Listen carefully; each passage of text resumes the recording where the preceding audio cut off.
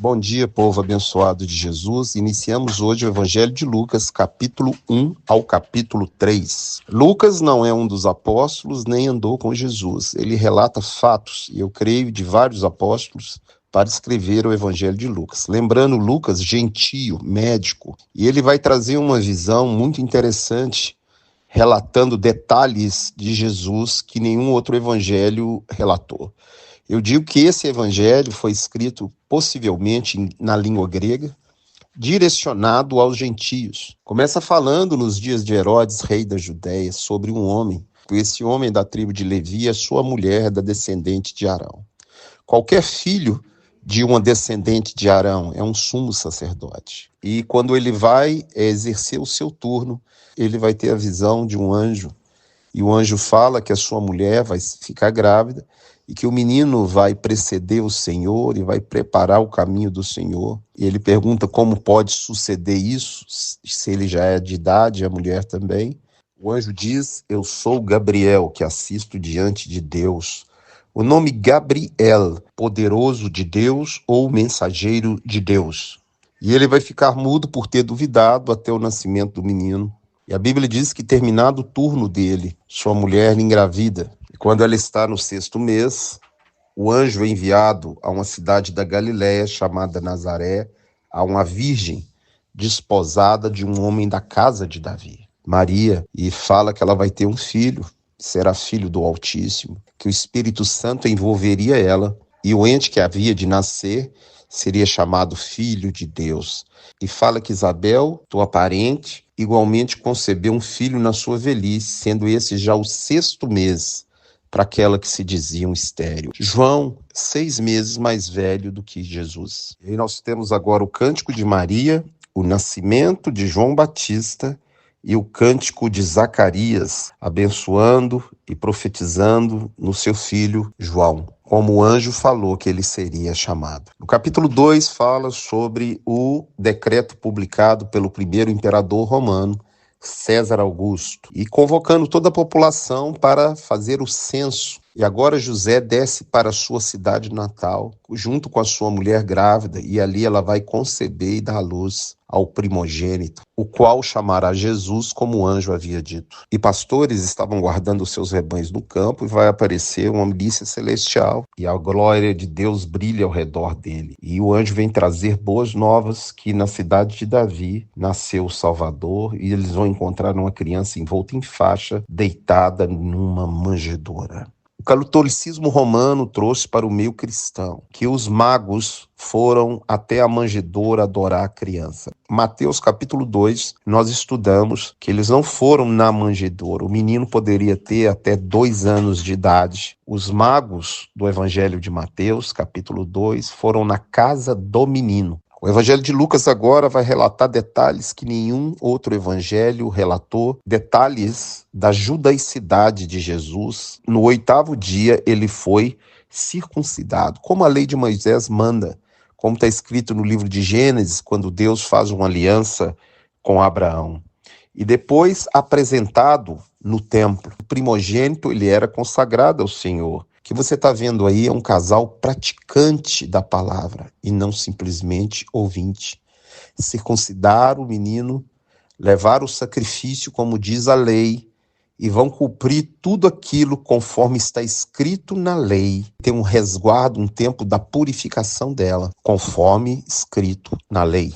Agora fala sobre Simeão, que o Espírito Santo havia falado com ele, que ele não passaria pela morte sem conhecer o Salvador. E ele vai tomar o menino nos braços e vai louvar a Deus. Também uma profetisa chamada Ana, que de 84 anos, viúva, que nunca deixava o templo, mas adorava constantemente em jejum e oração. Também vai conhecer o Salvador. E agora fala da infância de Jesus, que ele crescia em sabedoria, enchendo-se da graça de Deus. Anualmente, e os seus pais para Jerusalém, para a festa de Páscoa. Leia Deuteronômio 16:16, a festa de Páscoa é uma festa de peregrinação obrigatória. Todo judeu deveria ir 3 vezes por ano, em Páscoa, Pentecostes e tabernáculos, para adorar o Senhor no templo e para levar uma oferta para o Senhor. Agora Jesus, com 12 anos, Vai acontecer aqui uma outra cerimônia que a maioria dos evangélicos não conhece, que é a cerimônia de maioridade espiritual, chamado Bar Mitzvah. É a primeira vez que o menino judeu vai ler publicamente a Torá, o Pentateuco, e ali ele assume a sua maioridade espiritual, a sua responsabilidade diante de Deus como adulto, ou seja, como uma pessoa que já tem discernimento. Tem que fazer uma escolha, se ele quer seguir o Deus de Israel ou não. Agora você vai entender por que Jesus permanece no templo. Seus pais perguntam, estão preocupados, procurando você, e ele fala: importa estar na casa do meu pai. Eu escolhi o meu pai. Em nenhum dos 4 evangelhos você vai ver Jesus chamando Maria de mãe ou José de pai. Ele chama Deus de pai. O catolicismo romano pega Maria como mãe de Jesus, mãe da igreja, mas ele nunca chamou ela de mãe, porque na realidade ela emprestou a barriga para que nascesse o Filho de Deus.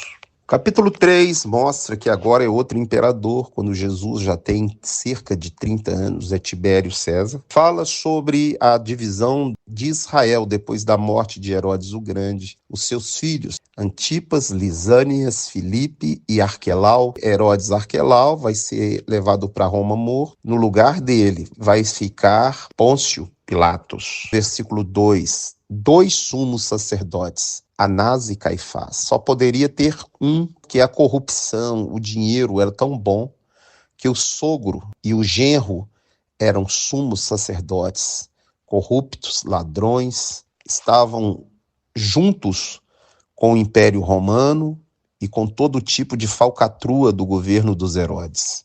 E agora fala de João pregando por toda Israel, batismo de arrependimento, avisando da chegada do Messias, que ele viria e ele batizaria com Espírito Santo e com fogo. João é o sumo sacerdote legítimo de Deus. No templo havia 2 sumos sacerdotes corruptos. Então Deus vestiu o seu sumo sacerdote de pelo de camelo e colocou ele no deserto para protestar, porque a casa dele estava contaminada. E quando perguntaram a João quem é ele falou: eu sou a voz de Deus que clama pelo deserto. O sumo sacerdote é o maior em Israel.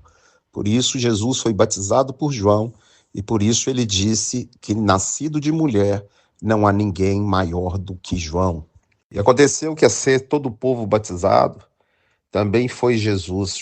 E quando Jesus está orando, o céu se abriu, o Espírito Santo desceu sobre ele em forma corpórea de uma pomba, e ouviu-se uma voz no céu: este é o meu filho amado, em quem me comprazo. Você está vendo aí a manifestação da Trindade: o Filho, o Pai, a voz do céu, e o Espírito Santo.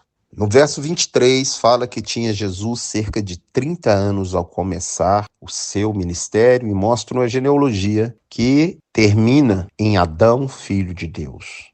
Até esse momento do batismo, o diabo não sabia quem era o Messias.